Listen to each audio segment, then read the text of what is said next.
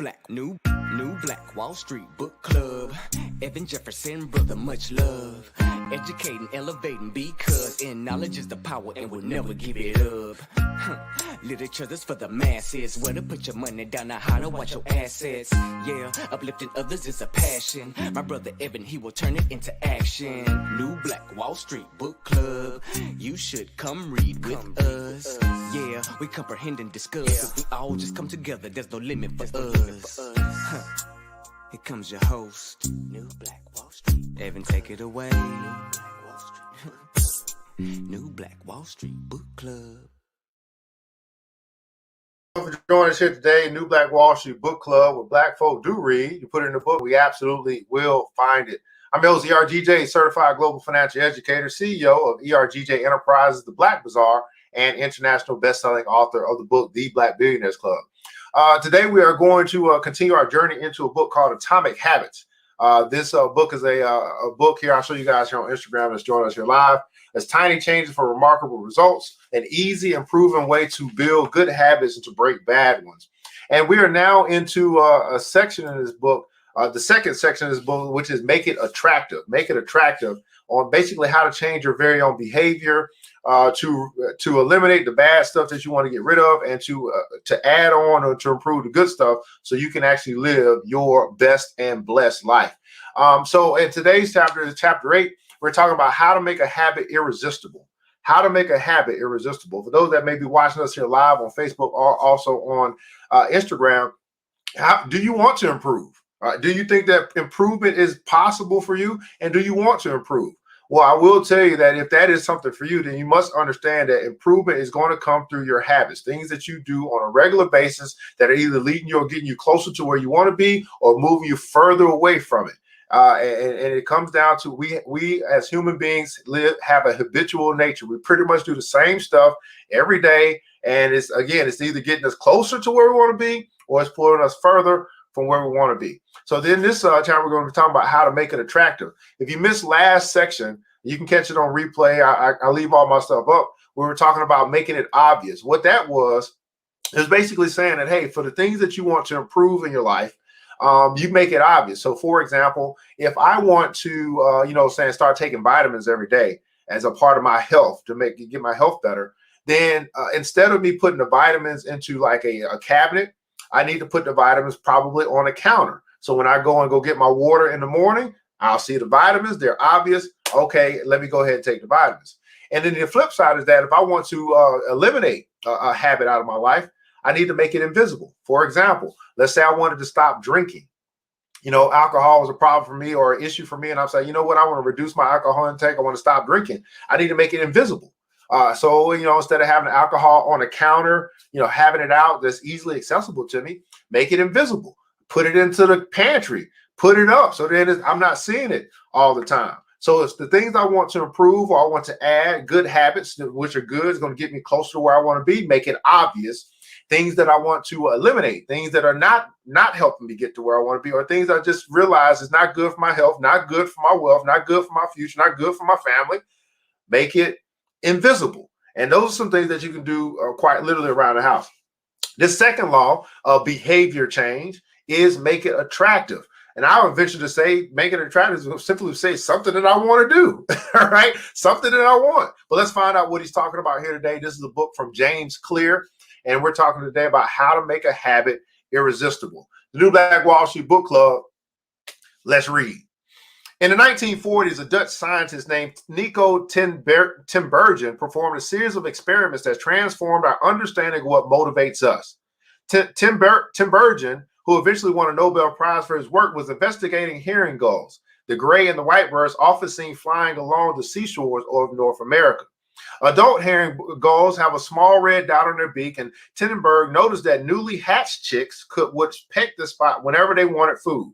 To begin one experiment, he created a collection of fake cardboard beaks just a head without a body.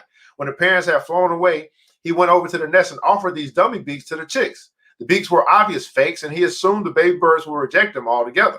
However, when the tiny gulls saw the red spot on the cardboard beak, they pecked away at it just as if they were attached to their own mother. They had a clear preference for those red spots, and if they had been genetically programmed at birth. Soon Tim Burgeon discovered that the bigger the red spot, the faster the chicks pecked. Eventually, he created a beak with 3 large red dots on it. When he placed it over the nest, the baby birds went crazy with delight. They pecked at the little red patches as if it was the greatest beak they had ever seen.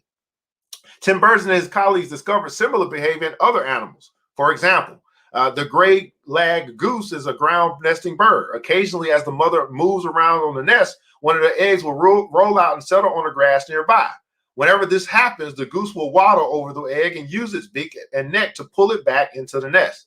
Tim Burgeon discovered that the goose will pull any nearby round object, such as a billiard ball or a light bulb, back into the nest. The bigger the object, the greater their response.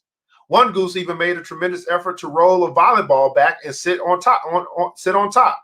Like the baby gulls automatically pecking at red dots, the gray-legged goose was following an instinctive rule. When I see a round object nearby, I must roll it back into the nest. The bigger the round object, the harder I should try to get to it.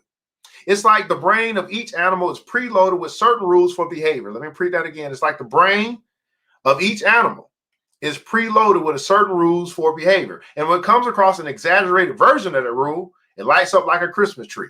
Scientists refer to these exaggerated cues as supernormal stimuli. A supernormal stimulus is a heightened version of reality, like a beak with 3 red dots or an egg the size of a volleyball, and it elicits a stronger response than usual. Humans are also prone to fall for exaggerated versions of reality. How many guys know that's true? We are prone to fall for exaggerated versions of reality. Junk food, for example, drives our reward system into a frenzy. After spending hundreds of thousands of years hunting and foraging for food in the wild, the human brain has evolved to a place of high value on salt, sugar, and fat. Such foods are often calorie dense, and they were quite rare when our ancient ancestors were roaming the savannah. When you don't know where your next meal is coming from, eating as much as possible is an excellent strategy for survival. Today, however, we live in a calorie-rich environment. Food is abundant, but your brain continues to crave it like it's scarce. Placing a high value on salt and sugar and fat is no longer advantageous to our health, but the craving persists because the brain's reward centers have not changed for approximately 50,000 years. The modern food industry relies on stretching our Paleolithic instincts beyond their evolutionary purpose. A primary goal of food science is to create products that are more attractive to customers. Everybody putting console attractive. The primary goal of food science is to create products that are more attractive to consumers. How many guys would agree? I don't know about you, but that candy is more attractive to many of us than the salad. Okay. Nearly every food in a bag, a box, or jar has been enhanced in some way, if only with additional flavoring.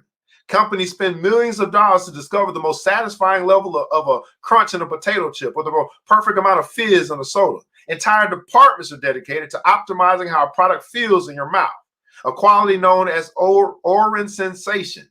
Right? French fries, for example, are a potent combination, golden brown and crunchy on the outside, light and smooth on the inside. Other processed foods enhance dynamic contrast, which refers to items with a combination of sensations, like crunchy and creamy. Imagine the gooiness of melted cheese on top of a crispy pizza crust, or the crunch of an Oreo cookie combined with a smooth center. With natural, unprocessed foods, you tend to experience the same sensations over and over. How's that 17th bite of kale taste? After a few minutes, your brain loses interest and you begin to feel full. But foods that are high in dynamic contrast keep the experience novel and interesting, encouraging you to eat more. Ultimately, such strategies enable food scientists to find the bliss point for each product. The precise combination of salt, sugar, and fat, it excites your brain and keeps you coming back for more. The result, of course, is that you overeat because hyper-palatable foods are more attractive to the human brain. As Stephen Guyenet, a neuroscientist who specializes in eating behavior and obesity, says, we've gotten too good at pushing our own buttons. The modern food industry and the overeating habit it has spawned is just one example of the second law of behavior change. Make it attractive. Everybody put in console, make it attractive. The more attractive an opportunity is, the more likely it is to become habit forming. The more attractive an opportunity is, the more likely it is to become habit forming. Look around. Society is filled with highly engineered versions of reality that are more attractive than the world our ancestors evolved in. Stores feature mannequins with exaggerated hips and breasts to sell clothes. Social media delivers more likes and praise in a few minutes than we could ever get in the office or at home. Online porn splices together stimulating scenes at a rate that would be impossible to replicate in real life. Advertisers are created with a combination of ideal lighting, professional makeup, and Photoshop edits. Even the model doesn't look like the person in the final image. These are the supernormal stimuli of our modern world. They exaggerate features that are naturally attracted to us, and our instincts go wild as a result, driving us into excessive shopping habits, social media habits, porn habits, eating habits, and many others. If history serves as a guide, the opportunities of the future will be more attractive than those of today.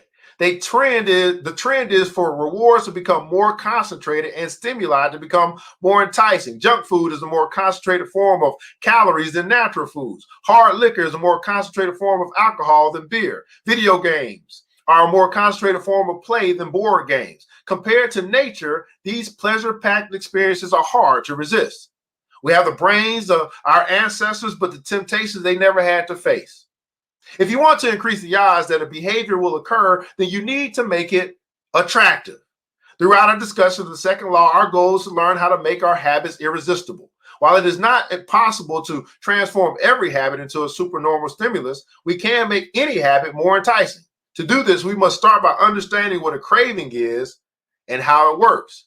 We begin by examining a biological signature that all habits share, the dopamine spike. The dopamine spike. Now, I'll tell you guys, as I'm reading this, I'm thinking about not only making a habit more attractive. As a business person, I'm also thinking about making my advertising more attractive. I'm thinking about making my marketing more attractive. I'm thinking about making my offer more attractive. So you can use this stuff in a lot of different ways. The dopamine-driven feedback loop. The dopamine-driven feedback loop. Scientists can track the precise moment a craving occurs by measuring a neurotransmitter called dopamine. How many guys are familiar with that? The importance of dopamine became apparent in 1954 when the neuroscientists James Oates and Peter Milner ran an experiment that revealed the neurological processes behind craving and desire. Oh, I didn't put the title of the book. I'm sorry, Corey Grant. I was supposed to. I'm gonna type it in right now. I was supposed to put this I'm supposed to put this in as a pin it. I'll pin it right now. My bad. Thanks for reminding me. By implanting electrodes in the brains of rats, the researchers blocked the release of dopamine. To the surprise of the scientists, the rats lost all will to live. They wouldn't eat. They wouldn't have sex. They didn't crave anything. Within a few days, the animals died of thirst. Now, this reminds me of depression. You don't want to do nothing. Right? This dopamine they're talking about reminds me of depression. You know, you don't want to live, you don't want to eat, you don't want to fuck. You don't want to have sex, you don't crave nothing. I've been there before. How many guys have experienced that? In the follow-up studies, other scientists also inhibited the dopamine releasing parts of the brain, but this time they squirted little droplets of sugar into the mouths of the dopamine depleted rats. Their little rat faces lit up with pleasurable grins from the tasty substance. Even though dopamine was blocked, they liked the sugar just as much as before. They just didn't want it anymore. The ability to experience pleasure remained, but without dopamine, desire died. The ability to experience pleasure remained, but without dopamine, desire died. And without desire, action stopped. When other researchers reversed this process and flooded the reward system of the brain with dopamine, animals performed habits at breakneck speed. In one study, mice received a powerful hit of dopamine each time they poked their noses in a box. Within minutes, the mice developed a craving so strong they began poking their nose into the box 800 times per hour. Humans are not so different. The average slot machine player will spin the wheel 600 times per hour. Habits are a dopamine-driven feedback loop. Every behavior that is highly habit-forming, taking drugs, eating junk food, playing video games, browsing social media, is associated with higher levels of dopamine. The same can be said for our most basic habitual behaviors like eating food, drinking water, having sex, and interacting socially. For years, scientists assumed dopamine was all about pleasure. But now we know it plays a central role in many neurological processes, including motivation, learning and memory, punishment and aversion, and voluntary movement. When it comes to habits, the key takeaway is this: dopamine is released not only when you experience pleasure, but also when you anticipate it. And repeat that again. Dopamine is not only experienced when you is released not only when you experience pleasure, but also when you anticipate it. Gambling addicts have a dopamine spike right before they place a bet, not after they win. Cocaine addicts get a surge of dopamine when they see the powder, not after they take it. Whenever you predict that an opportunity will be rewarding, your levels of dopamine spike in anticipation. And whenever dopamine rises, so does your motivation to act. It is the anticipation of a reward, not the fulfillment of it, that gets us to take action. Everybody put that in the comments below, anticipate. It's the anticipation of a reward, not the fulfillment of it, that gets us to take action. I'll repeat that one more time. It's the anticipation of a reward, not the fulfillment of it, that gets us to take action. In other words, what are you looking forward to? What's going to be your reward today? It's the anticipation. It's what you are expecting, not necessarily the fulfillment of it, that gets you to take action. Interestingly, the reward, I think I said it right the first time. Interestingly, the reward system that is activated in the brain when you receive a reward is the same system that is activated when you anticipate a reward. This is one reason the anticipation of an experience can often feel better than the attainment of it. As a child, thinking about Christmas morning can be better than opening the gifts. As an adult, daydreaming about an upcoming vacation can be more enjoyable than actually being on vacation. Scientists refer to this as the difference between wanting and liking. Your brain is far more neural circuitry allocated for wanting rewards than for liking them. The wanting centers in the brain are large: the brainstem, the nucleus accumbens, the ventral tegmental area, the dorsal striatum, the amygdala, the portions of the prefrontal cortex. By comparison, the liking centers of the brain are much smaller. They're often referred to as the hedonic hotspots and are distributed like tiny islands throughout the brain. For instance, researchers have found that 100% of the nucleus accumbens is activated during wanting. Meanwhile, only 10% of the structure is activated during liking. The fact that the brain allocates so much precious space to the regions responsible for craving and desire provides further evidence of the crucial role these processes play. Desire is the engine that drives behavior. Everybody put in console desire. Desire is the engine that drives behavior. What do you want? Desire is the engine that drives behavior. Every action is taken because of the anticipation that precedes it. I want to, right, let me give you an example. I desire to have sex because I want the release. Or I want the companionship, or I want the hug, or whatever, right? The desire is the engine that drives behavior. That might just help some people out that might be dealing with some, as you get older, you start dealing with some issues, brothers. Every action is taken because of the anticipation that precedes it. It is the craving that leads to the response. These insights reveal the importance of the second law of behavior change. We need to make our habits attractive, because if it is the expectation of a rewarding experience that motivates us to act in the first place. This is where a strategy known as temptation bundling comes into play. Temptation bundling. Just ordered the audiobook, so I can't say I don't have time. All right, brother. That's what I'm talking about, Mr. Grant. Let's get it in, man.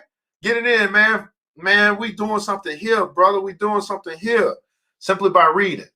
We need to make our habits attractive because it is the expectation of the rewarding experience that motivates us to act in the first place. I really want you guys to think about that.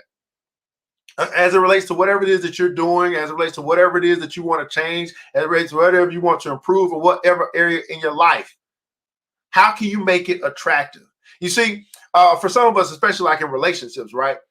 There comes a time maybe in our relationships where, we get this response from something that we do, and then it's not a good response. So then we stop doing such things because we don't want to do what we used to do because we don't want to get the response that we start getting, right? But if that response was different, and then we look forward to the response, then we might do more of that thing, whatever that may be. And that's for every area of your life. How can you make it more attractive? How can you make your relationship more attractive? How can you make your wife or your husband more attractive? Listen, this is the kind of stuff that can save marriages, by the way. This is the kind of stuff when we focus on this that can save families, by the way. How to use temptation bundling. Everybody put in comments on temptation. How to use temptation bundling to make your habits more attractive. How to use temptation bundling to make your habits more attractive. Ronan Byrne, an electrical engineering student in Dublin, Ireland, enjoyed watching Netflix, but he also knew that he should exercise more often than he did. Putting his engineering skills to use, Byrne hacked his stationary bike and connected it to his laptop and television. And he wrote a computer program that allowed Netflix to run only if he was cycling at a certain speed. If he slowed down for too long, whatever show he was watching would pause until he started pedaling again. He was, in the words of one fan, eliminating obesity one Netflix binge at a time. He was also employing temptation bundling to make his exercise habits more attractive. Temptation bundling works by linking an action you want to do with an action you need to do. In Byrne's case, he bundled watching Netflix, the thing he wanted to do, with riding his stationary bike, the thing he needed to do. Now, this is a great process that you might want to implement into whatever it is that you might want to change in your life. Now, I'll tell you, I'm implementing more health things into my life, and so I'm walking every day. But I connected this walk to the service that I provide for my people in my business. So this morning we walked at 7 o'clock in the morning Eastern Standard Time, did a 45-minute walk. That's something that I needed to do. I wanted to serve the people and have a connection with them and just talk to them about life and business and success and all that stuff. That's something that I wanted to do. So I bundled it together. I killed two birds with one stone. How can you use some of these strategies to do the things that you want to do while also at the same time doing the things that you know you need to do for yourself, for your business, for your life, for your marriage, for your community? Let me ask that question again. How can you bundle some of the things that you want to do? Play the video game, listen to the music, you know what I'm saying? I don't know, go to the club, whatever it is that you want to do, and couple it with things that you know you need to do so you can get those things done. Businesses are masters at temptation bundling. For instance, when the American Broadcast Company, more commonly known as ABC, launched its Thursday night television lineup for the 2014-2015 season, they promoted temptation bundling on a massive scale. Every Thursday, the company would air 3 shows created by screenwriter Shonda Rhimes, Grey's Anatomy, Scandal, and How to Get Away with Murder. They branded it as TGIT on ABC. Thank God it's Thursday. In addition to promoting the shows, ABC encouraged viewers to make popcorn, drink red wine, and enjoy the evening. Andrew Kubitz, head of scheduling for ABC, described the idea behind the campaign. We see Thursday night as a viewership opportunity, with either couples or women by themselves who want to sit down and escape and have fun and drink their red wine and have some popcorn. The brilliance of the strategy is that ABC was associating the thing they needed viewers to do, watch their shows, with activities that viewers also wanted to do, relax, drink wine, and eat popcorn. How can you use this strategy in your business to make your offers more attractive? Let me repeat this again. This is ABC. They associated things that they needed the viewers to do, which was watch our shows, with the activities that viewers also already wanted to do, which was relax, drink wine, and eat popcorn. Over time, people began to connect watching ABC with feeling relaxed and entertained. If you drink red wine and eat popcorn at 8 p.m. every Thursday, then eventually 8 p.m. on Thursday means relaxing and entertainment. The reward gets associated with the cue, and the habit of turning on the television becomes more attractive. This is how they get us, by the way. This is marketing 101. You're more likely to find a behavior attractive if you get to do one of your favorite things at the same time. Perhaps you want to hear about the latest celebrity gossip, but you need to get in shape. Using temptation bundling, you could only read the tabloids and watch reality shows at the gym. Maybe you want to get a pedicure, but you need to clean out your email inbox. Solution: only get a pedicure while processing overdue work emails. Temptation bundling is one way to apply a psychology theory known as Premack's principle. named after the work of Professor David Primack. The principle states that more probable behaviors will reinforce less probable behaviors. In other words, even if you don't really want to process overdue work emails, you'll become conditioned to do it if it means you get to do something you really want to do along the way. You can even combine temptation bundling with the habit stacking strategy we discussed in chapter 5 to create a set of rules to guide your behavior. The habit stacking plus the temptation bundling formula is something like this. After your current habit, whatever that is, you will do the habit that you need to do. And after the habit that you need to do, you'll now do the habit that you want to do. Here's an example. If you want to read the news, but you need to express more gratitude. After I get my morning coffee, I'll say one thing I'm grateful for that happened yesterday, the need. After I say the one thing I'm grateful for, I will read the news, the one. If you want to watch sports but need to make more sales calls, here's how that might look. After I get back from my lunch break, I will call 3 potential clients. That's the need. After I call those 3 potential clients, I will check out ESPN, which is the one. If you want to check Facebook, but you need to exercise more, here's how this formula might work for you. After I pull out my phone, I will do 10 burpees or 10 push-ups, the need. That's the exercise. After I do my 10 push-ups, now I'll check Facebook, which is the one. The hope is that eventually you'll look forward to calling 3 clients or doing 10 push-ups because it means you get to read the latest sports news or you check the Facebook. This is like a reward system for yourself. Doing the thing you need to do means you get to do the thing you want to do. We began this chapter by discussing supernormal stimuli, which are heightened versions of reality that increase our desire to take action. Temptation bundling is one way to create a heightened version of any habit by connecting it with something you already want. Engineering a truly irresistible habit is a hard task, but this simple strategy, everybody put it kind of so simple, this simple strategy can be employed to make nearly any habit more attractive than it would be otherwise. Now, I want you to think about how this simple strategy can help you get the things done that you need to get done while also still experiencing the things that you want to do, right? A lot of times we put our needs behind our wants because what we want to do, we just simply say, I'm an adult and I'll go do what I want to do. But let's not neglect the things that we need to do, the things that are going to help us to progress, it's going to help us to build our business, it's going to help us to, maintain our relationships, right? That's going to let's not put those on the back burner because of all the things that we want to do. Maybe, just maybe, the strategy of habit stacking, the strategy of temptation building, you can implement into your life to get not only the things done that you need to do, but also get some of the stuff done that you want to do. And here's our summary for today, guys. We're talking about how to make a habit irresistible. How to make a habit irresistible. The second law of behavior change is to make it attractive. Make it attractive. Number 2, the more attractive an opportunity is, the more likely it is to become habit forming. The more you like to do it, the more likely it is that you will do it, right? Number 3, habits are a dopamine-driven feedback loop. When dopamine rises, so does our motivation to act, right? Number 4, it is the anticipation of a reward, not the fulfillment of it, that gets us to take action. In other words, what are you looking forward to today? That's going to get you to take the action that is necessary for you to fulfill that thing. The greater anticipation, the greater the dopamine spike, and the more motivated we are to actually take action. And then number 5, guys, of our summary for today, on today's episode, temptation bundling is one way to make your habits more attractive. Their strategy is to pair an action you want to do with an action that you need to do. Pair a habit of something that you want to do with an action that you need to do. And I believe, guys, as you may implement these strategies into your life, you'll get more done than you've ever done before, and you'll be more efficient at living your best life and your blessed life at the same dang on time.